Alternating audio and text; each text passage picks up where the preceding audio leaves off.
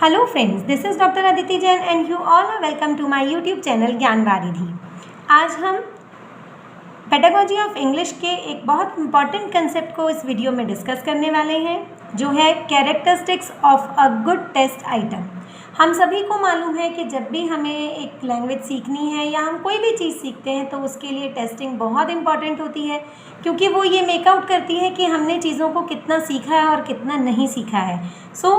उस आइटम का जो मीन्स टेस्ट आइटम हम डिज़ाइन कर रहे हैं वो किस तरह का होना चाहिए या क्वेश्चन पेपर में किस किस तरह के टेस्ट आइटम्स होने चाहिए, ये बीइंग अ टीचर हमें ज़रूर मालूम होना चाहिए। तो चलिए शुरू करते हैं। क्या क्या कैरेक्टरिस्टिक्स होती हैं एक अच्छे टेस्ट आइटम के लिए।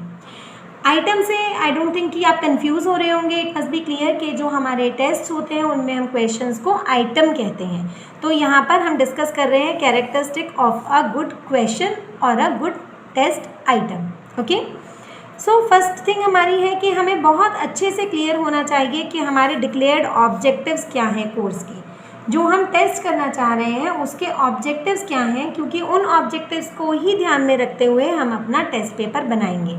और दूसरी चीज़, उन ऑब्जेक्टिव्स को पहले हम बिहेवियरल टर्म्स में लिख लेते हैं कि हम क्या चीज़ चाहते हैं बच्चे से, क्या व्यवहारिक परिवर्तन हम उसमें देखना चाह रहे हैं। क्योंकि जब हम उन व्यवहारिक परिवर्तनों को लिख लेते हैं, व्यवहार रूप में चीज़ों को लिख लेते हैं, तभी हम उनको एनालाइज कर सकते हैं, उनको इवैल्यूएट कर सकते हैं। तो सबसे पहला पॉइंट जो है हमारा टेस्ट आइटम डिज़ाइन करते हुए वो ये है कि जो हमारे ऑब्जेक्टिव्स हैं उनको हमें ध्यान में रखते हुए अपने टेस्ट आइटम्स को बनाना है। नेक्स्ट हमारा है the test should be reliable. Reliable मतलब उसको जो हमने टेस्ट बनाया है उस टेस्ट को सेम क्लास के स्टूडेंट्स पर किसी भी जगह पर अगर हम अप्लाई करते हैं तो उसके रिजल्ट्स जो हैं वो ऑलमोस्ट सेम आने चाहिए। मतलब एक ही क्लास के ऊपर हम अगर दोबारा अप्लाई करें तो भी वही स्कोर्स रहने चाहिए, उसी तरह के दूसरे ग्रुप के ऊपर भी अगर हम उस टेस्ट को अप्लाई करें तो भी हमारे रिजल्ट्स मोर और लेस सेम होने चाहिए, बहुत ज़्यादा वेरिएशन नहीं होना चाहिए। Next, the test should be valid. Validity का मतलब ये है कि जो हमने टेस्ट जिस पर्पज़ से बनाया है वो उसी चीज़ को मेजर करें। ऐसा ना हो कि हम बच्चे की रीडिंग देखना चाह रहे हैं या हम उसके राइटिंग एस्पेक्ट को देखना चाह रहे हैं, लेकिन हम उसके ग्रामर पोर्शन को चेक करने लगे। तो ये चीज़ें हमें मालूम होनी चाहिए कि जिस चीज़ को हमने जिस उद्देश्य से बनाया है वो उसी चीज़ को चेक करें। Next, it should be comprehensive in nature. Comprehensive मतलब कि उसमें सभी चीज़ों का एक अच्छा कॉम्बिनेशन होना चाहिए, वो सभी चीज़ों को अपने अंदर संग्रहित किए हुए हो।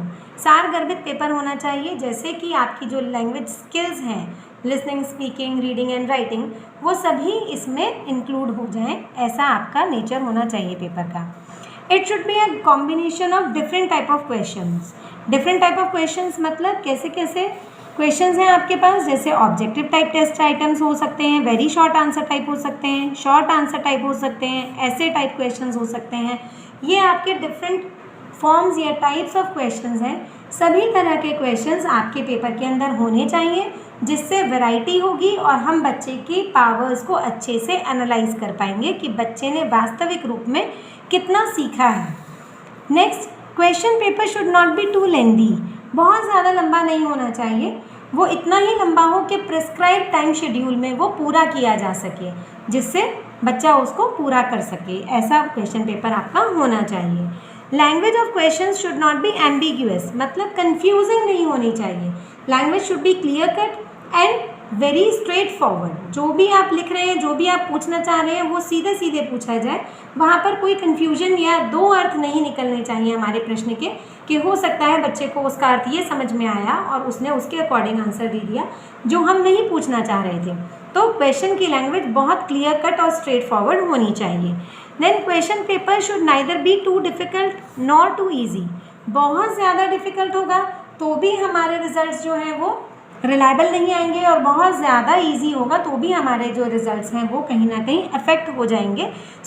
जो हमारा पेपर है वो एवरेज होना चाहिए। कुछ डिफ़िकल्टी क्वेश्चन भी होने चाहिए उसमें, कुछ इजी क्वेश्चंस भी होने चाहिए, एंड मैक्सिमम पोर्शन उसमें एवरेज टाइप ऑफ क्वेश्चंस का होना चाहिए, जिनकी डिफ़िकल्टी लेवल जो है वो हमारी एवरेज हो से 40 से 60 के बीच में हमारा डिफ़िकल्टी लेवल अगर है, या 50 to 70 के बीच में हमारा डिफ़िकल्टी लेवल है, तो उसके क्वेश्चन ज़्यादा होने चाहिए।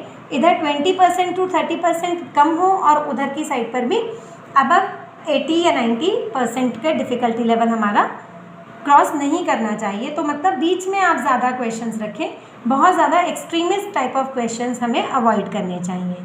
होप ये वीडियो आपको समझ में आया होगा और आपको इंटरेस्टिंग भी लगा होगा। अगर आपको मेरे वीडियोस पसंद आते हैं तो उन्हें लाइक, सब्सक्राइब और शेयर करना ना भूलें। Thank you.